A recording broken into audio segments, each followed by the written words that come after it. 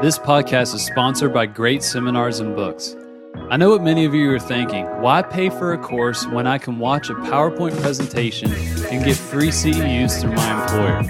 But how many times do you leave energized or equipped with the latest evidence and even a game plan for how to better serve your patients the next day? Check out Great Seminars and Books in one of their many courses ranging from total joint arthroplasty to comprehensive rehab strategies for the geriatric patient. See how you can get $25 off a live course by going to seniorrehabproject.com/great. Hit me. This is a Senior Rehab Podcast, the podcast for rehab clinicians that want to better serve older adults.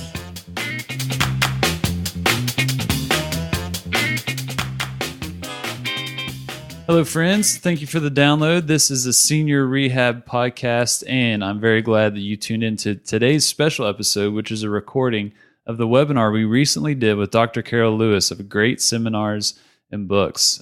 Carole, Tally, Aaron, and I got on and just talked about breaking out of the clinic, how to become leaders in geriatric care. How can we kind of step out of our traditional settings or systems and be able to serve older adults in more ways than we typically think. So a bunch of you all listening, got on that webinar and asked some awesome questions, and Carole did an awesome job answering them. So you will really enjoy this episode if you weren't there at the webinar. I will say, though, we had some technical difficulties with audio levels, but I just highly encourage you to just be patient, stick through. At some point, in this recording, Carole switches over to her phone, which fixes all the problems. But just be patient and continue to listen, because there are some awesome nuggets of wisdom that you will not want to miss. So really make sure you kind of make it through the whole recording. I don't want you to miss out on this. So without further ado, here is the audio recording of the webinar that we did with Dr. Carole Lewis from Great Seminars and Books. Hello, friends. Thank you for downloading this podcast or attending our webinar or watching this on YouTube. This is the Senior Rehab Project's collaboration with Great Seminars and Books. This is Breaking Out of the Clinic, Strategies to Become Leaders in Geriatric Care with the one and only Dr. Carole Lewis. How we doing, Carole? Doing great. Very excited to do this. Awesome. So this will be really cool. You are well known in the sphere of geriatric rehab. You gave an amazing Macmillan lecture, 2016 at the APTA Next conference that was really challenging to listen to in a lot of ways, which in a good way, made us think of how we can better serve older adults. So I wanted to just have a webinar and have the people that are involved in this community be able to ask you questions to how to practically apply some of the things that you talked about and how we can really, be the leaders in geriatric care. So before we dive into the discussion, a quick introduction. My name is Dustin Jones, home health PT, podcast, Senior Rehab Podcast, all that fun stuff. Aaron and Tally, you probably know them as well, but Aaron, give us a quick introduction. Sure. My name is Erin Carey. I recently graduated from New York University's DPT program. Still fun employed, but I have a job interview this week. That's fun exciting. Employed. I love it. I'm an associate producer for Senior Rehab Podcast, and it's awesome. Ollie? I'm Tally Spaceman. I'm a physical therapist. I graduated from Tel Aviv University 5 or 6 years ago. That's a long time now. And then I did my transitional DPT in NYU. I work as a physical therapist ever since. I teach accessibility and design for people with disabilities at Pratt Institute and the New School, and I'm an associate producer at the Senior Rehab Project Podcast. That's so weird to say, isn't it? Associate. It is, and it's very, very exciting. Every time that it sounds impressive. I know. All right, Carole, what's the quick and dirty of your bio? Quick and dirty of my bio. My goodness, I love geriatrics. I've been in it since 1981, and I've written books and I edited a journal for now. So anyway, I worked as a clinician in pretty much every setting, and what was exciting is I had 3 clinics, for almost 30 years that specialized in care for older persons. They were outpatients in Washington, D.C. I now am teaching at George Washington University, and I'm continuing to do seminars and my writing and also seeing papers. Awesome. I think that's pretty quick. Can you hear me? That's impressive. I can hear you. All right, first question. Don Hayes. First one in here. He said, other than by example, how can we encourage colleagues to become more evidence-based in their practice? How would you answer that, Carole? How can we encourage colleagues to become more evidence-based? Well, you're right. And I think he is right. What is his name again? Who asked this? Donald Hayes. Donald. I think you're right. By example is by far the best. But I do think giving short explanations, one of the things I like is you don't even have to have a staff meeting, but maybe once a week for 15 minutes, somebody brings in a piece of evidence. And what I love about what's out there is most of the evidence has these great protocols in them that are so simple to implement. Example, there's a weight-bearing senior exercise program that uses elastic bands. And this Dr. Chen in Taiwan has shown some wonderful results with endurance, strength, balance, depression, and sleep in nursing home residents. So if you can do it with nursing home residents, this is, what about those patients that you have in home care, sit around all day, that aren't really doing anything? It's such a simple program. It's engaging, but you read the article, you'll get maybe 5 or 6 really good exercises. Have a 15-minute meeting every Friday where someone brings in one thing like that that's evidence-based. Here's the key. A textbook is not evidence, all right? People think if someone's written it in a textbook, whenever I read a textbook, I always go to the original source. And I shouldn't say that because my textbook does try to get to the original source. You have to make sure that people really are citing original sources, because unfortunately, a lot of what we learned in school was an original source. I kind of like that idea. Everybody, once a week, rotate among the staff. Have them bring in something and be gentle, because I think a lot of people really don't know what evidence is. So if they bring in a textbook, then you need to explain. This isn't really evidence. This is secondary. And believe me, it's not just the staff therapist. In my book, I was looking at some people that were full professors who were citing textbooks. I think we're just in the habit of doing that. So I think that's one way that you can do it, besides exams. Yeah, that's all good stuff. And whenever I think about that question, I think of how variable it can be in the different settings too. So like in home health, I know Troy Mead, who's in this right now, it's something that he deals with in terms of how can he encourage evidence-based care with his clinicians when they're all out and about doing their own thing. They don't get a lot of interaction in person with each other. They're not all treating their patients within the same room. Right. Yeah, so each setting definitely provides its barriers, but it can be done. Do the 15 minutes online. Yeah. You don't have to be in the same room. Right. And if you don't want to set aside a time together, put one person in charge of sending out an email to everybody. Text with some evidence in it.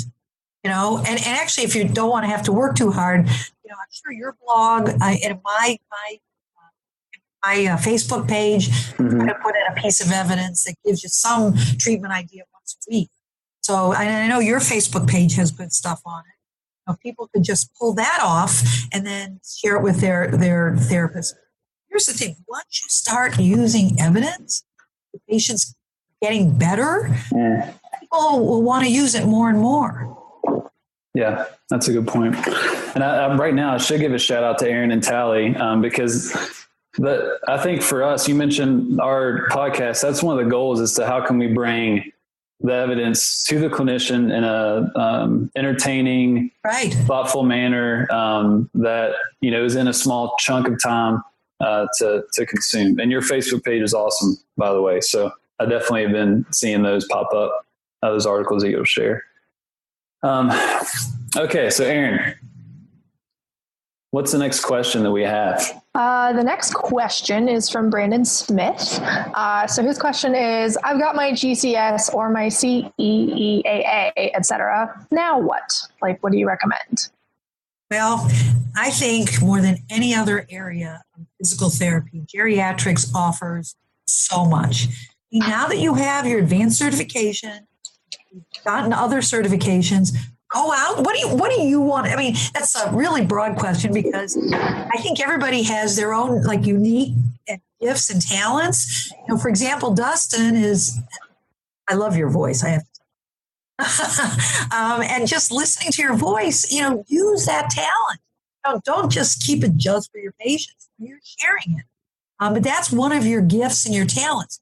You know, Brandon needs to, you know, Brandon, I'm encouraging you. Do you like to write?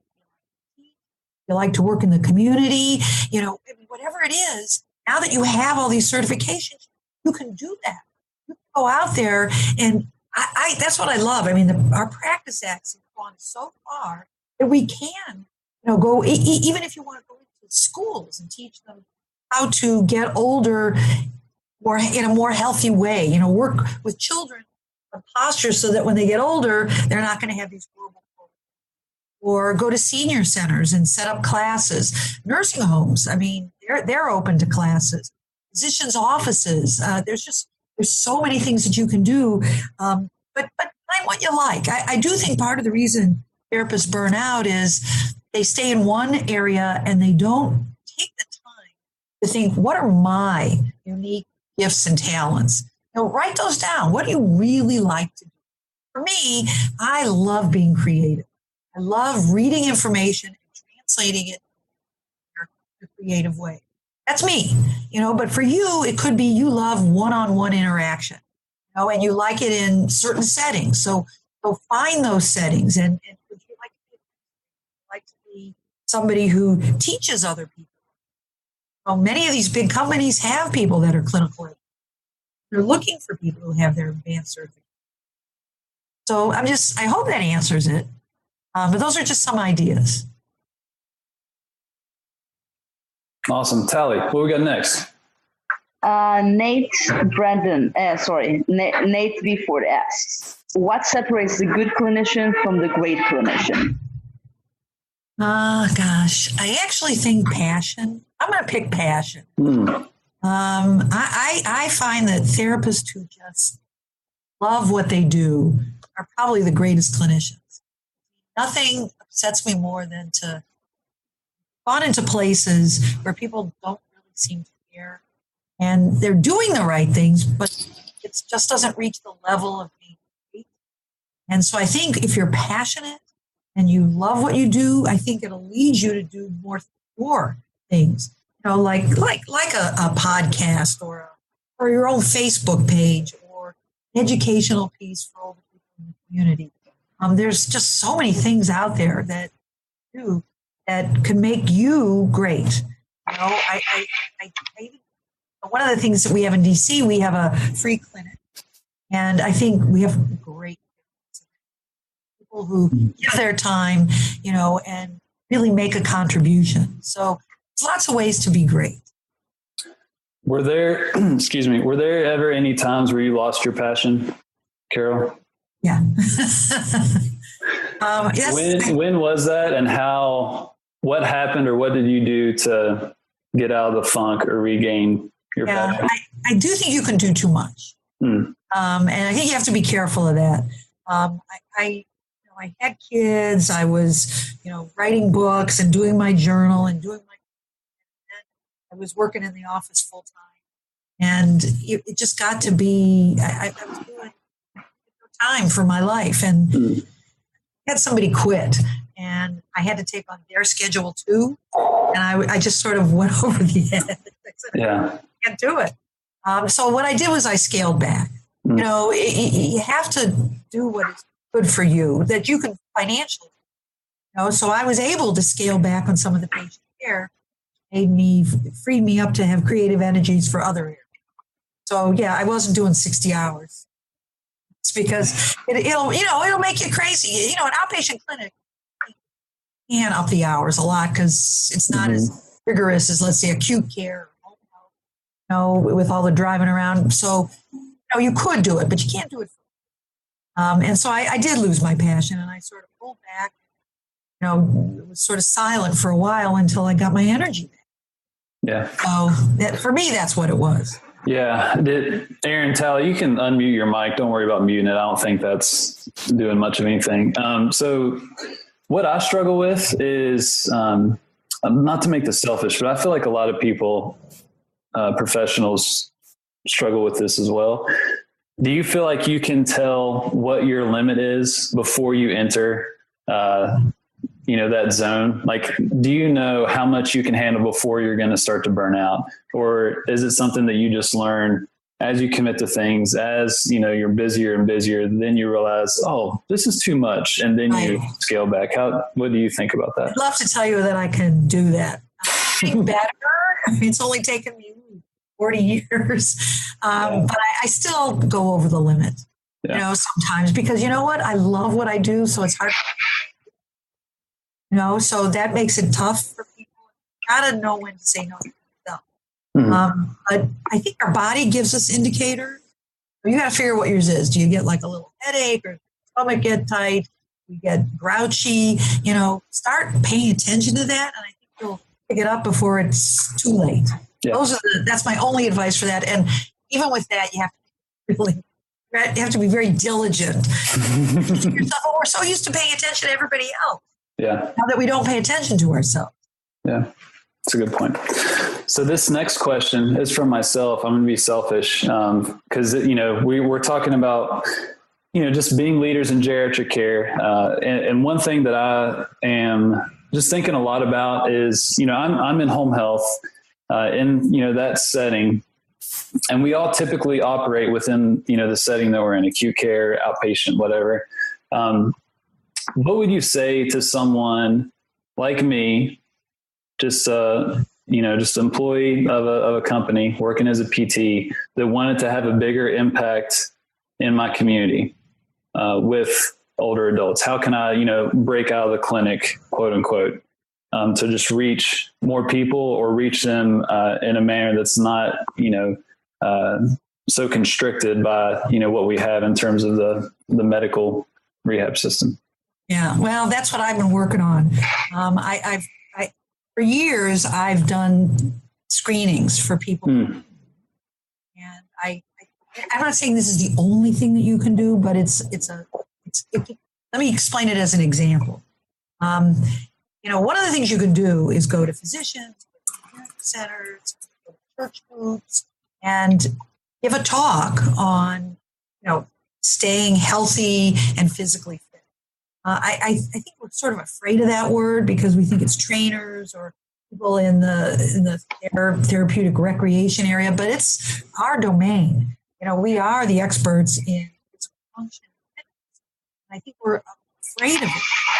Better than us in with older people and to be giving that kind of advice. And one of my favorite things to do is to, if I have free time, it doesn't happen very often. I hear all these commercials on the radio. Listening to the news in the morning, and so I decided to go, to one of them, and immediately want to put me on an exercise program. Blah blah blah. They don't measure anything. They just put me on pieces of equipment. It was a free try this. I'll try this gym, and I'm amazed. I've had personal trainers that don't know what they do with me. They just say, hey, let's do this, let's do that. And the question is, how do they know if you're getting better? How do they know if you're getting stronger? How do they know if your cardiovascular system's any better? They just apply a program. Who better than us who can measure all these aspects of fitness and then develop a program specific to the person? So we don't have to even give it. We could. We could say, here's a personal training area that's really good. You're already doing this. You only need to add this. So I think we have a bigger role than just seeing someone who's had a fractured hip. Once that person is recovered, according to Medicare, from that fractured hip, then what? Those months and years after that, we just let them go. I don't know of any other business that tries to get rid of their clients. We do. We're a success. Someone write that down. If we get rid of our clients, we should, once they're done, you can say, I'm done. You're done here, but I'm going to be giving a talk on exercise, and I'm setting up a group. Maybe you'd like to be part of it. And it's a great way to get into it. So now you're working your usual 40 hours. Start slowly doing some of this extra stuff. And then as that gets bigger, and that's how I started in private practice. I worked a little bit, and then I started my own practice. It got bigger and bigger. Then it was totally mine. And then so that's how you do it. Tomorrow I'm going to set up this. You'll starve to death. So just do a little bit, and then slowly build it up. There's a lot of work with just helping people. I know you do it when you see people in their home, but goodness, there's people who don't see a home health care, whose houses, I walk into and think, is it ever successful? And when you suggest them, they think you're magical. Oh my gosh. Yeah, that's true. A bar that I can use. So, we have a wealth of information. But, get in touch with groups. In Washington, D.C., we have a phenomenon called villages. Mm-hmm. Yeah. So in our area, there's 10 villages. There's Circle, Chase, and these people are older people who stay in their homes. So they pay money, and they're mostly run by social workers. Those social workers are always looking for services that their home-dwelling older people can avail themselves. So, there's a great group right there that you can. Yeah. You're so humble. You mentioned screening and didn't even mention the moving target screen. I didn't. I'm so bad. It's okay. I know everybody tells me that I'm a self-promoter, but I'm bad. I know I developed the moving target screen, which you can see for free. It's on the Great Seminars and Books. Yeah, I posted a link in the chat box for everyone. Okay. Oh, great. Great Seminars online. And there's a screen there for you. And I have a course, and I'm also doing a certification in it at the end of the month, so that people will be very confident going out there. I like the idea that people want to use it. I just want to make sure they really know how to use it. So that's why I'm giving out a certification. Because I think we can take it to a new level. Yeah. We have, Rickley and Jones, everybody knows that, but that's phys ed. I don't think there's value that's looking at, how can we screen people on all levels of fitness, not just balance and falls, but what's the implication of having a forward head on vertebral compression? We now have measures that will tell you if you're going to fracture. So why not tell somebody, my gosh, your posture really needs work. And if you work now, you might not fracture. So teaching them a few simple exercises or getting them into a full physical therapy. I'm sure they'd much rather do that than to get a fracture. So same thing for endurance, for balance, for flexibility, for strength, classic strength issues like rotator cuff, which you look at ultrasound imaging, 90%, over 70 have a full thickness here of their rotator cuff. Yeah. And we're just saying, right? But if you work on it when someone's 50 or 60, when they're 80 or 70, that you can keep functioning and moving that arm and keeping it strong. You got to know what you're doing. Yeah. It doesn't take forever. It's quick. It gives them good information. It gets them going on a program. It's meant for them. It's measured specifically. Yeah. Thank you for letting me do that. It's okay. So the next question comes from Dustin Jones, and he writes, some longtime therapists are nervous about how to integrate using tests in their treatments. How would you encourage them to start? Really? Well, but before you answer, sorry, I forgot the PACES part. Elisa Curry asked this question, Carole, who's actually on the call right Lisa's now. here? Sorry, Elisa, my bad. That's okay. That's Elisa okay. Curry asked the question, not Dustin Jones. She's a faculty with great. So Carole, there she is. Elisa said hi, Carole, if you didn't see that. I see it. Oh, thank you for asking that. And I know you know the answer, so I guess you just want to hear me the answer. I can't imagine seeing a patient and not measuring. I mean, the reality is the era of saying because they say they're getting better isn't enough. I mean, we need quantification.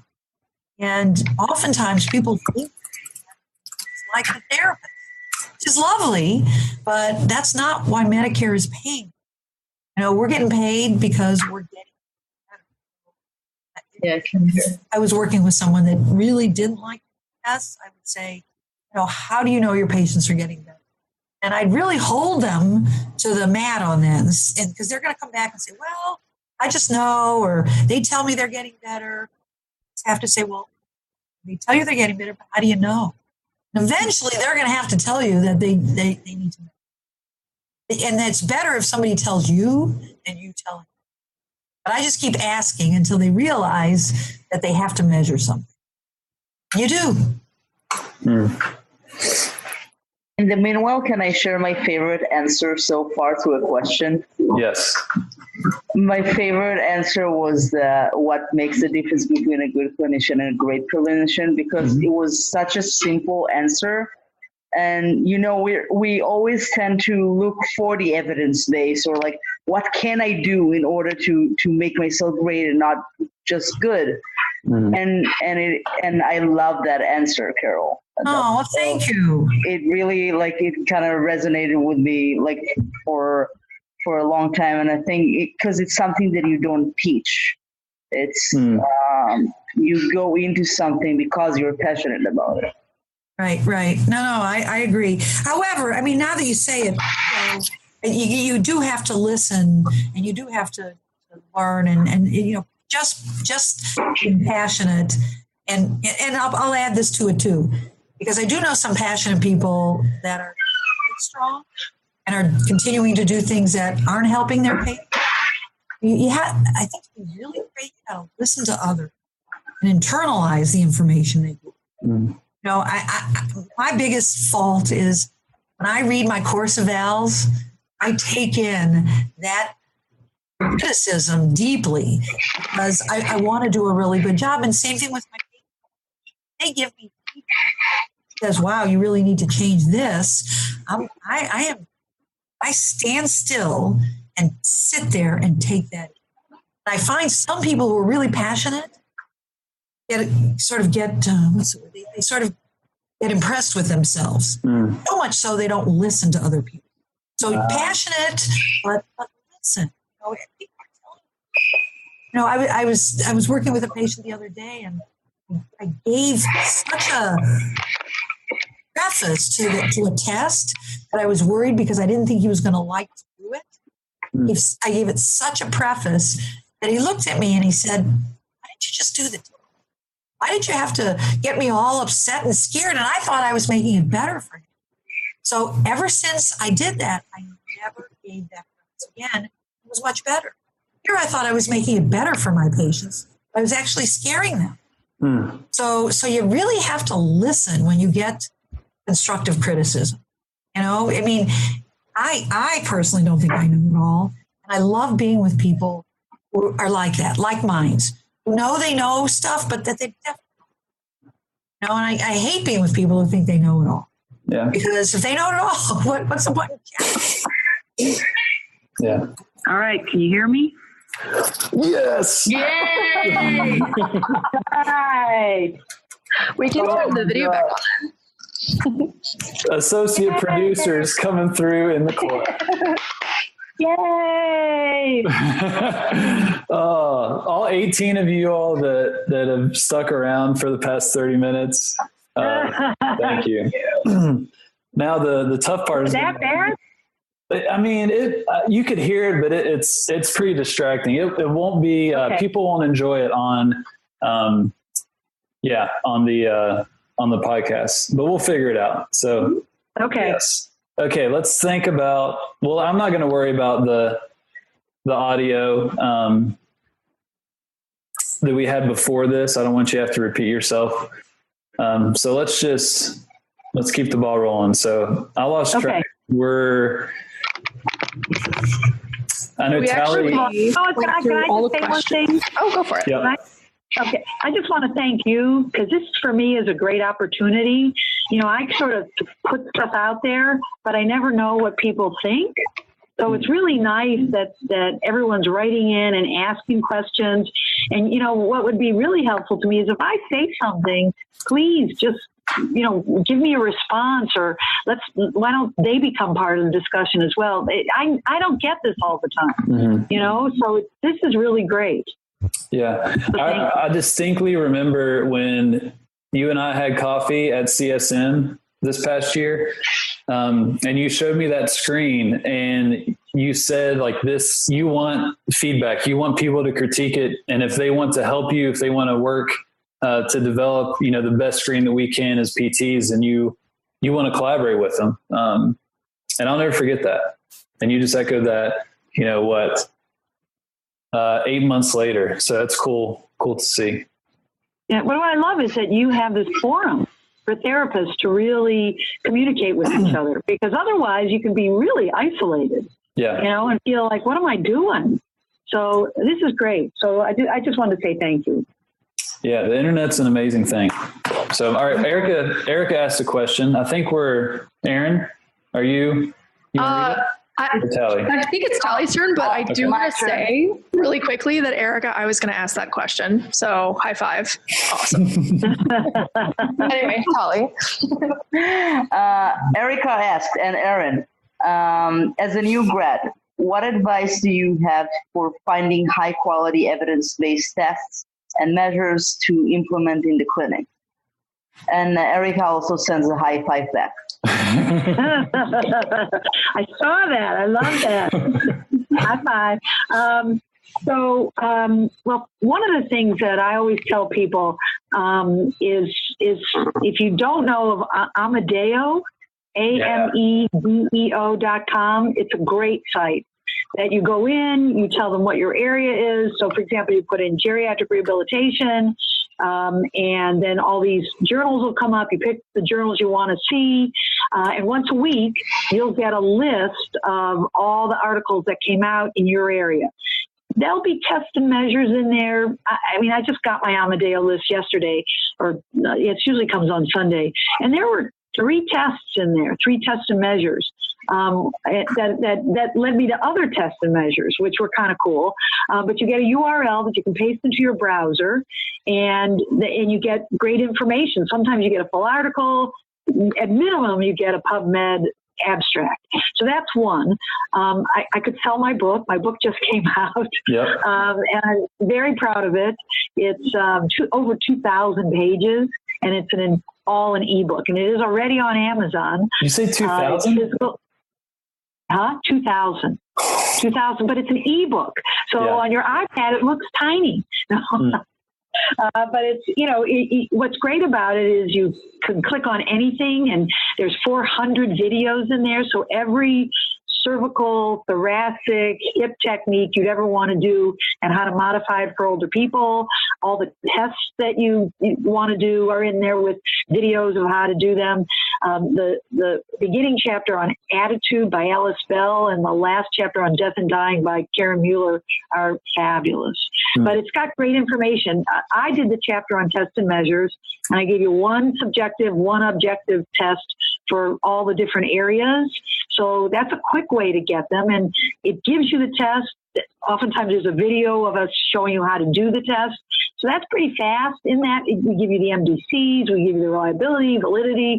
So that's really easy. And of course, of rehab measures, and on all of those sites. So those are great ways to stay up on all of those.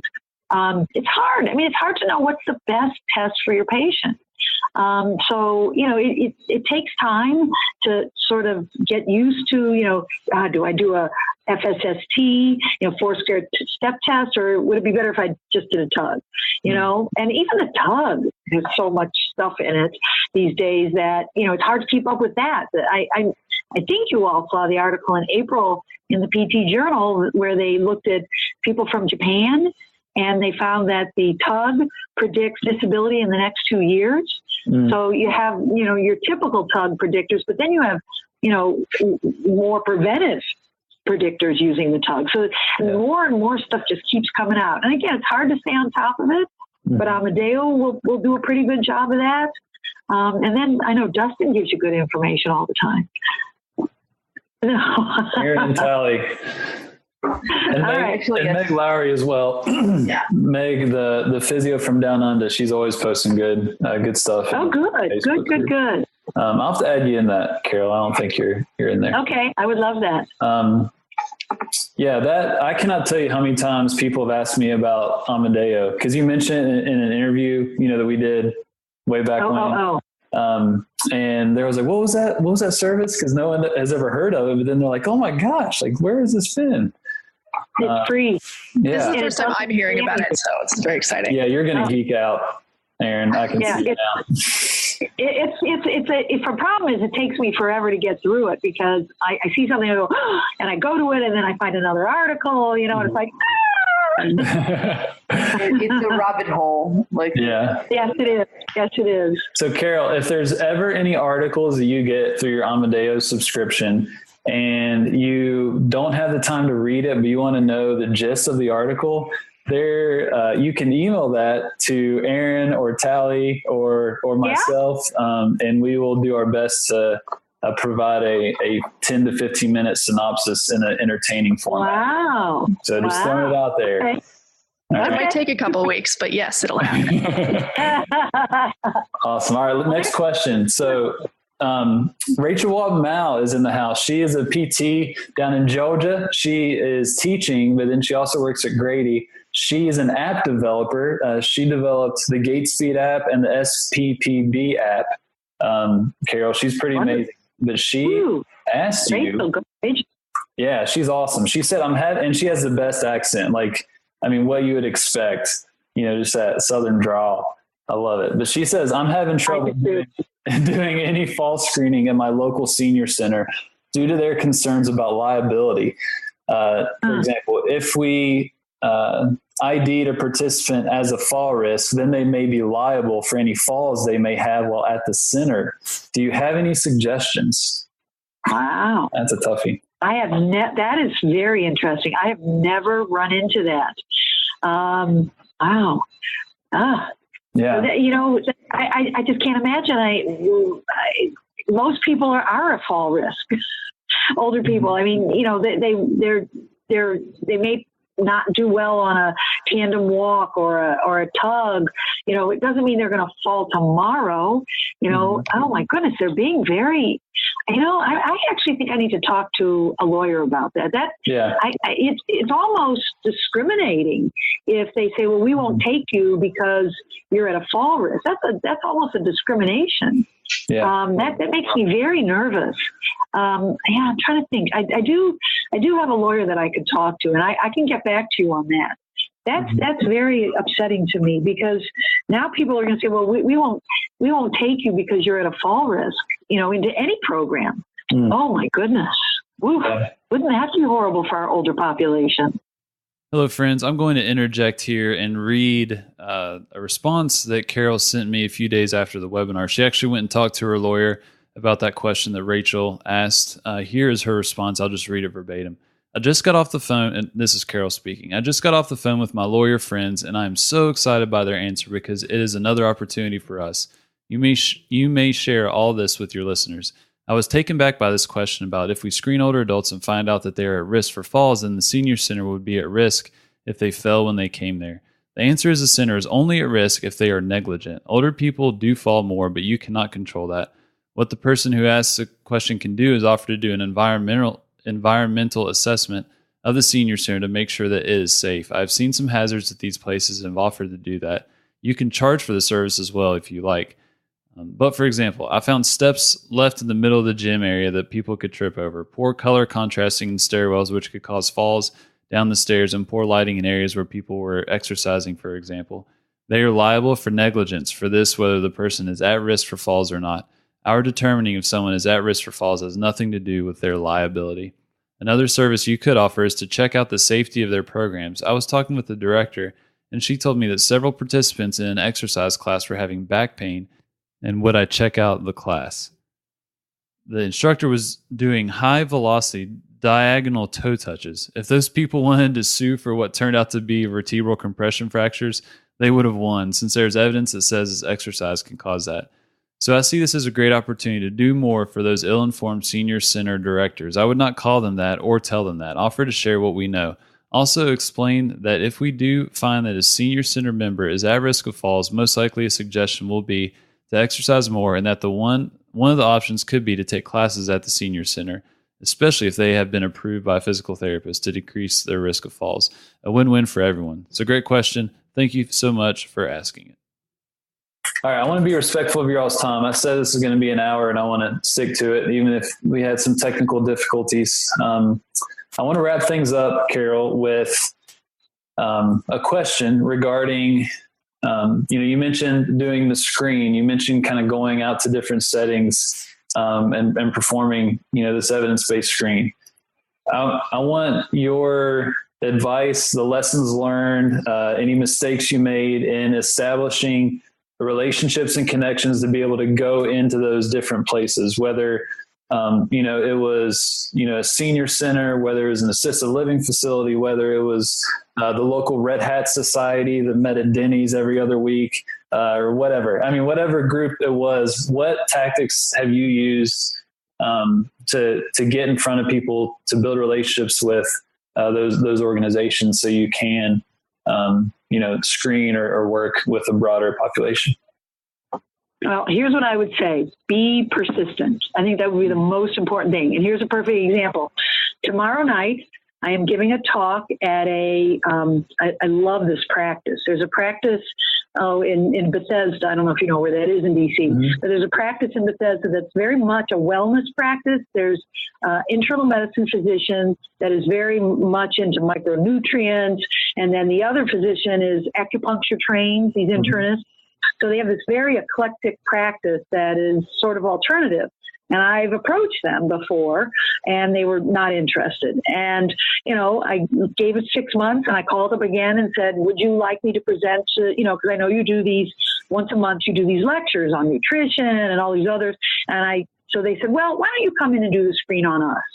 So I screened the two physicians and they loved it. So I'm presenting tomorrow night. But, if someone says no to you once, and that was my biggest mistake in the beginning, I was totally dejected. Oh my gosh, nobody wants this.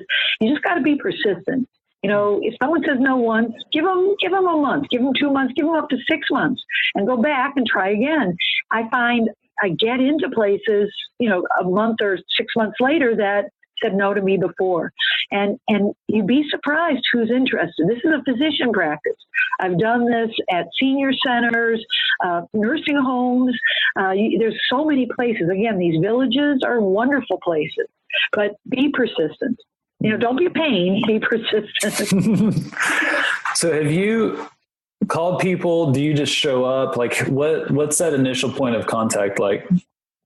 I usually, for example, with this practice, I'll ask for the office manager and I'll say, I've gotten flyers from your practice and I see that you do this. Would you at all be interested? And usually the office manager is very easy to get to. Don't try to get to the physicians, but the office managers are really the way to go. In terms of senior centers, I've actually been pretty successful with executive directors. I mean, they seem to respond, but even their assistants might be a way to go. Talk to them first. If you can't get to the director of for example, nursing home, I have relationships with a lot of assistants to the directors and just talk with them. And one of the simplest things is offer to go in and screen their staff, so they can see what you're talking about. And then, that's a great entree into doing it yourself for all their populations. Yeah. So you're going in wanting to serve them. You just make it clear that you're wanting to serve and not, just extract value from them and get in front of their their people. But the bottom line is you're not taking any value. You're giving them value. Yeah. Here's something that will improve the health of your patients or your clients. It'll get them on a better path. It may get them, for example, in some of these community centers, actually using the exercise equipment there and using it properly. So, I think there's some good, there's some selling points as to what we're offering. Mm-hmm. Do you take cookies? I used to. I don't do it anymore, but some of the hard sells, yeah, maybe. But I used to always bring cookies in the beginning. I don't do that anymore because you never know. Sometimes people, don't eat cookies. Yeah, now you bring like heads of broccoli and all that stuff. Right? Awesome. All right. Well, Erin, Tally, do you have any closing remarks, questions, or things that really stuck out to you in this conversation? I think that I'm still staying with the, with the initial answer of what separates the good clinician from the great clinician, mm-hmm. and what Carole added about listening. Because yes, she's very right. Sometimes we're getting so passionate about something that we're not learning or listening to people from the outside or the other half of the conversation. Like rehabilitation is a conversation. It's very good. I like that. Thank you for taking that in. Appreciate it. That's awesome. And it was such an honor just to have Carole, be here and answering all those questions. And people ask questions that you can see they're asked from the bottom of their heart, and you see that Carole answers from the bottom of her heart and from many years of experience. So thank you. Preach that. So I'm gonna cheat a little bit. Shweta asked a question, so I'm gonna end with her question. But anyway, thank you so much for talking with us, Carole. This has been really educational. All right, my pleasure. Yeah. So what is the best way to select a good functional outcome measure when doing an evaluation when you have time constraints? So she says that she sees people going for the tug, Berg balance, 1080 most of the time, but specifically with the thought of time constraints. What would you suggest? All right. So that actually is kind of how I ended up developing this tool, because I found myself needing a list of the quickest tools that I could do to look at different problems. And so that's what I would suggest. The Berg is a great tool, but it's long. Mm-hmm. So I rarely do a Berg. If a tug will give you the information you want, do a tug, but tug doesn't always pick up stuff. There's a lot of components to balance. It might be better for somebody to do a one-legged stand, or is it walking directionally? A tug doesn't look at sideways or backwards, but an FSST does. So I've had people pass the tug, flunk the 4-square step test. So I kind of I have this list with norms, and it's always changing. And I use that as kind of my cheat sheet. Does it look like endurance is the issue? Does it look like, and I may be wrong. I'll start off by evaluating somebody for balance, and it turns out it's endurance. They can barely make it through the tug, not because they're going to fall, but because they're so deconditioned. So then I might switch to a 2-minute step test. But again, none of these tests take forever. They're pretty quick as a tool to give you good information. You don't have to spend 45 minutes. You might need to later on once you sort of identify the problem, and have to measure certain joints and, do dynamometry of certain muscles. There are lots of other tests you can add that do take more time, but, at least have that list, sit down, make them up, put down your norms for those tests. And then it's right there, and you can go, oh yeah, no, this person would be much better doing, a tandem walk, so you do a quick tandem walk and you get your information. And whoa, they really fail on that one, so that's sort of my suggestion. Yeah. I keep talking. Sorry. It's okay. That was solid. That's all good. That makes me think, that happened to me once. I was in a skilled nursing facility, and the schedules were just insane. But I didn't get through all, the tests and measures that I wanted to perform. And I was clearly, stressed out to the supervisor. And the supervisor came over and just like patted me on the back, not whispered in my ear, but just came close and said, "Dustin, it's okay.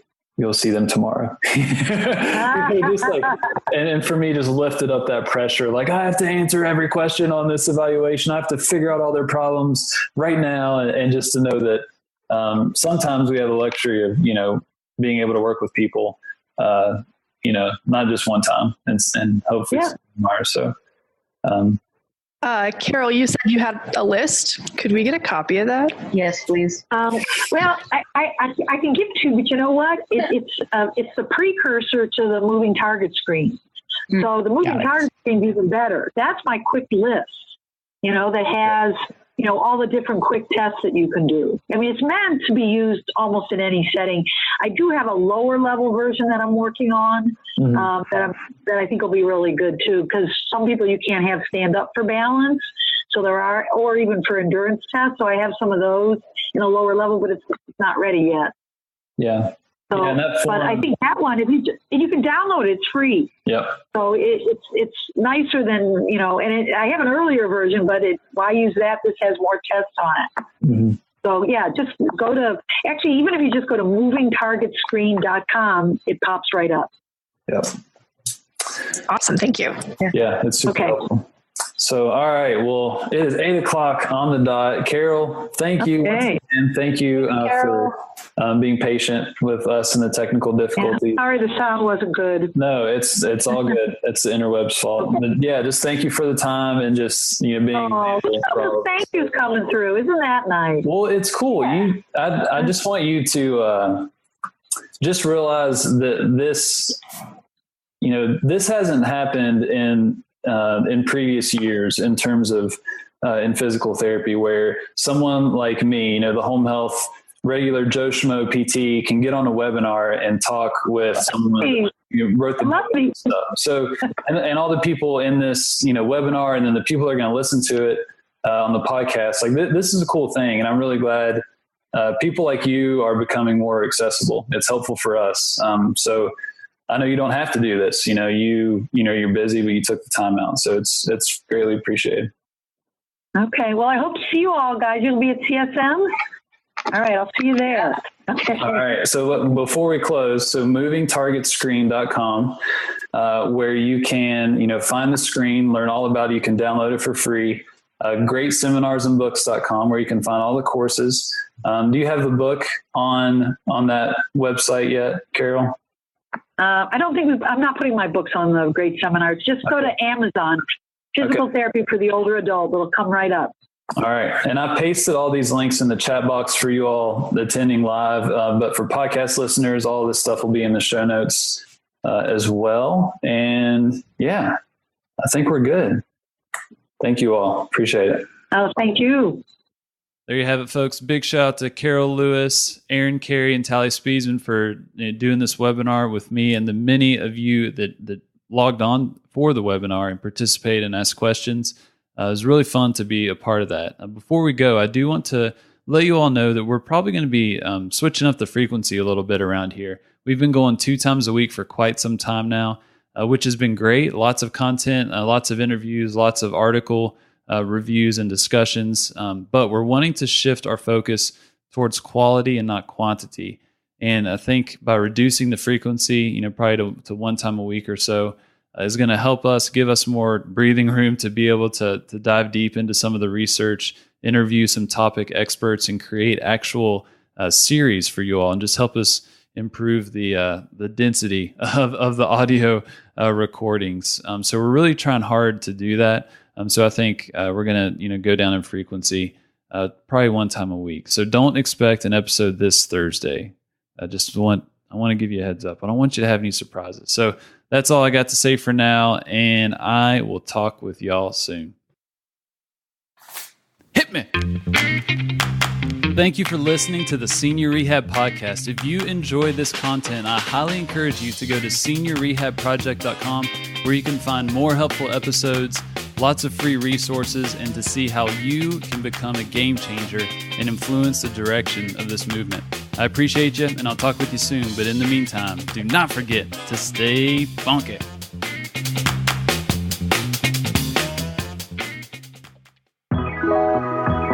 This podcast is sponsored by Great Seminars and Books. I know what many of you are thinking. Why pay for a course when I can watch a PowerPoint presentation and get free CEUs through my employer? But how many times do you leave energized or equipped with the latest evidence and even a game plan for how to better serve your patients the next day? Check out Great Seminars and Books and one of their many courses ranging from total joint arthroplasty to comprehensive rehab strategies for the geriatric patient. See how you can get $25 off a live course by going to seniorrehabproject.com/great.